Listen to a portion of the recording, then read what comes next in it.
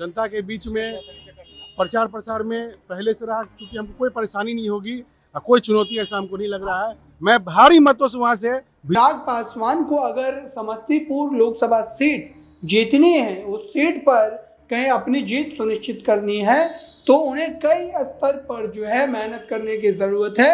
चूँकि महेश्वर हजारी के जो बेटे हैं वो इस वक्त आप कह सकते हैं कि मजबूत दावे। नमस्कार, मैं नाज़मीन खान और आप देख रहे हैं SPN9 न्यूज। आपका स्वागत है मेरे प्रोग्राम चुनावी अखाड़ा में। दूसरे चरण के मतदान के लिए तमाम पार्टियों ने कमर कस ली है कि इस चरण में तो चुनाव जीत कर ही रहेंगे। जिस सीट पर पार्टियों ने अपने प्रत्याशियों को उतारा है, जीत का दावा भी करती हुई नजर आ रही है।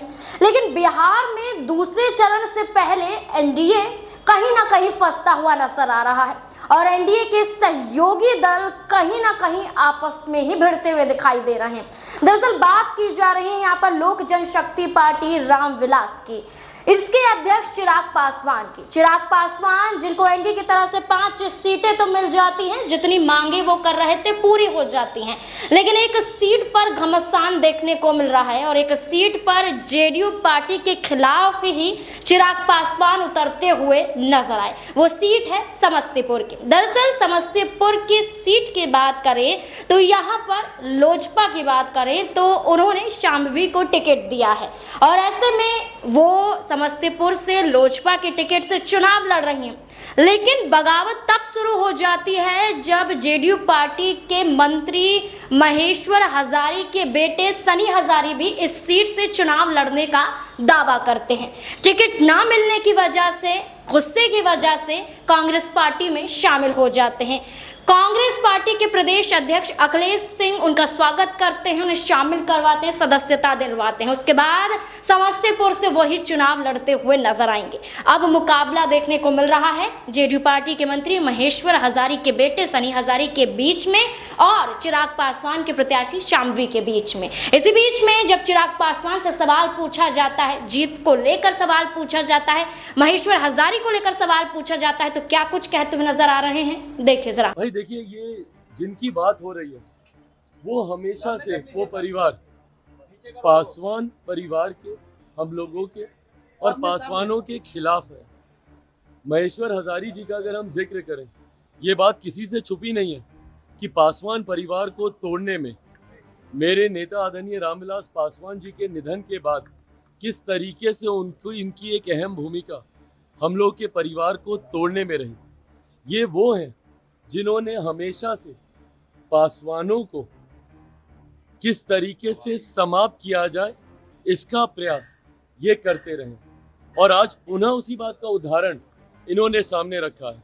आज ये उनकी पार्टी के साथ चुनाव लड़ रहे हैं जिनके घटक दल ने मेरे परिवार को गाली दी। इन्होंने हमेशा से रामविलास पासवान जी के विरुद्ध राजनीति की। 2009 का उदाहरण हम लोग के सामने ही है, किस तरीके से रामचंद्र पासवान जी हमारे चाचा जी के सामने इन्होंने चुनाव लड़ा।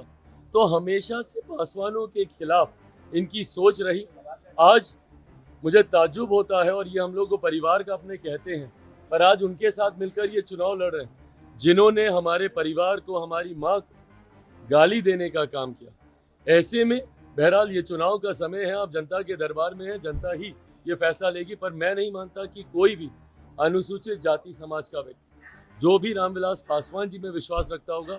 चिराग पासवान ने ये तक कह दिया कि नीतीश कुमार के जो मंत्री हैं वो यहाँ पर धोखा देते हैं। उन्होंने कहा उनके पिता का भी अपमान, यानी कि रामविलास पासवान का अपमान भी महेश्वर हजारी ने किया। उस वक्त उनके पिता ने कुछ भी नहीं बोला, लेकिन अब जिस तरीके से उनके बेटे कदम उठा रहे हैं, वो दावा कर रहे हैं कि चुनाव नहीं जीत पाएंगे। एक तरीके से नीतीश कुमार पर ही हमला साधते हुए नजर आए। इससे जुड़े हुए तमाम सवाल हैं। अबरार मेरे साथ मौजूद हैं। अबरार, क्या लगता है, मुकाबला तो महागठबंधन और एनडीए के बीच में बिहार में देखने को मिल रहा था, लेकिन मुकाबला तो अब अपने ही सहयोगी दलों के बीच में देखने को मिल रहा है। जेडीयू और यहाँ पर एलजेपी की बात करें, इन दोनों के बीच में टकराव देखने को मिल रहा है, क्योंकि एक बेटे की बात करें वो कांग्रेस पार्टी में चले जाते हैं और चिराग पासवान के प्रत्याशी वहां से चुनाव लड़े समस्तीपुर से। तो क्या लगता है कि क्या इस मुकाबले के बीच में बड़ी बगावत होती हुई नजर आ रही है?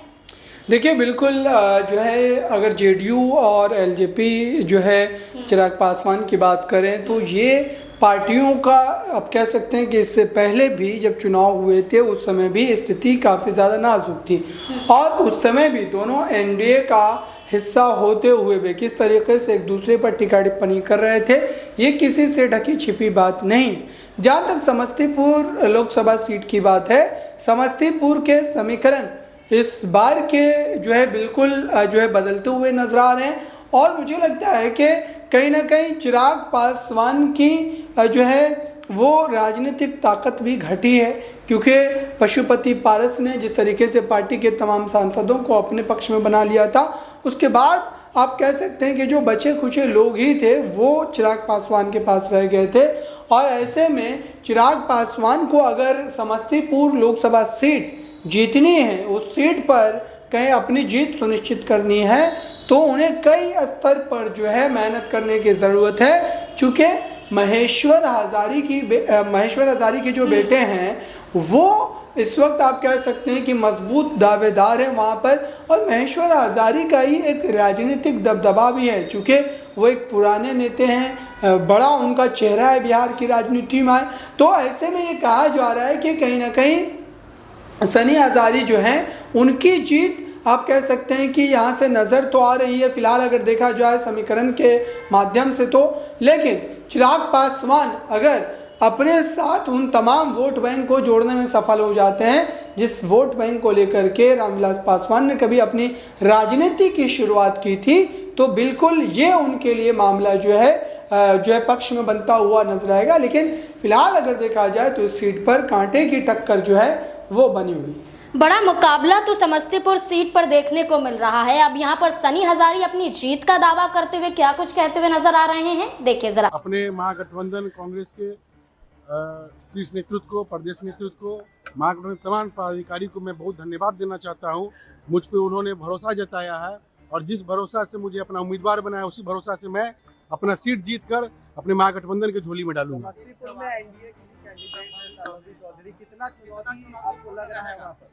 देखिए मैं लगातार प्रयास में रहा हूं और मेरा मेहनत शुरू से रहा है। मैं जनता के बीच में प्रचार प्रसार में पहले से रहा क्योंकि हमको कोई परेशानी नहीं होगी और कोई चुनौती ऐसा हमको नहीं लग रहा है। मैं भारी मतों से वहां से विजय हो रहा हूं। बिहार सरकार में मंत्री हैं आपके पिताजी, क्या हो जाएंगे आपके साथ चुनाव प्रचार? देखिए पिताजी का अपना अलग राजनीतिक है, मेरा अलग राजनीतिक है। मैं राजनीतिक पहले से सक्रियता रहा हूँ वहाँ पे और लोगों के बीच में मेरा अलग एक मान सम्मान बना के रखा हूँ, उसी पे मैं जाऊँगा और लोगों से अपना मत। मुलाकात हुआ है, क्या कुछ बातचीत हुआ है? लालू जी ने आशीर्वाद दिया है मुझे चुनाव लड़ने के लिए। मैं लालू जी का आशीर्वाद प्राप्त किया हूँ और मैं लालू जी का जैसा आशीर्वाद मिला है तो मैं ये चुनाव जीत के उनके आशीर्वाद से जाऊँगा। अशोक चौधरी जा रहे हैं प्रचार के लिए, तो क्या आपके पिता नहीं जा सकते हैं आपके लिए? देखिए राजनीतिक सक्रियता मान लीजिए मेरा अपना भी बना हुआ है, पिताजी का मान लीजिए हमको उस काबिल बनाए हुए हैं। हम अकेला ही काफ़ी है कि हम सबको संभाल लेंगे। कांग्रेस पार्टी आप पे भरोसा जताई है लेकिन एनडीए के जो लोग हैं वो कह रहे हैं कि इस बार 40 के 40 सीट हम लोग जीतेंगे, तो ये कितना बड़ा चुनौती है? देखिए जुमलाबाजी में लोग विश्वास करते हैं, हमेशा जुमलाबाजी किए हैं। आज धरातल पे कुछ नहीं है, जमीन पे जाएगा तो पता चलेगा।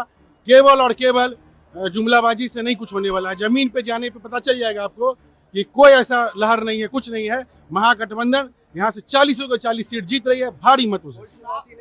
कोई चुनौती नहीं है, एकदम आराम से हम लोग निकल रहे हैं, जीत रहे हैं भारी मतों। सवाल कई बनते हैं कि इस सीट पर दावा तो प्रिंस पासवान भी कर रहे थे क्योंकि इसी सीट से सांसद थे, लेकिन अब उनके सीट उनसे छीन ली जाती है। चिराग पासवान ने कई नेताओं के साथ धोखाधड़ी की है, अब खुद जीत का दावा कर रहे हैं। देखना होगा कि क्या एनडीए जो सीटें देती हुई चिराग पासवान को नजर आई थी, क्या उतनी सीटें वो जीत भी पाते हैं या फिर नहीं। इस मुद्दे को लेकर आपकी क्या राय है, कमेंट सेक्शन में जरूर बताएं। देखते रहें SPN9 न्यूज़। धन्यवाद।